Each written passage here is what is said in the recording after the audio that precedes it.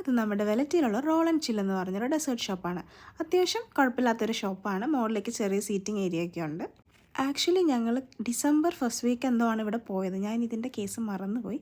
ഇപ്പോൾ ഗാലറിയിൽ ഡിലീറ്റ് ചെയ്യാൻ വേണ്ടി ഓരോന്ന് നോക്കിയപ്പോഴാണ് ഇത് കണ്ടത്. ഞങ്ങളിവിടെ കയറിയത് നമ്മുടെ ഒരിടയ്ക്ക് ട്രെൻഡിങ് ആയിട്ടുണ്ടായിരുന്ന strawberry Dubai depot, exact name എനിക്ക് പറയാൻ അറിയില്ല, ഈ ഒരു ഐറ്റം കഴിക്കാൻ വേണ്ടിയിട്ടായിരുന്നു. സംഭവം അടിപൊളിയായിരുന്നു. കാരണം അത്യാവശ്യം വലിയ സ്ട്രോബെറിയിൽ പുളിയൊന്നുമില്ല, നല്ല മധുരമുള്ള സ്ട്രോബെറി ആയിരുന്നു. അതിൻ്റെ അകത്ത് പ്രീമിയം ചോക്ലേറ്റ് വിത്ത് പിസ്താഷ്യോ കുനാഫ. എനിക്ക് പിസ്താഷ്യോ ഇഷ്ടമുള്ള ഒരു ഫ്ലേവറാണ്.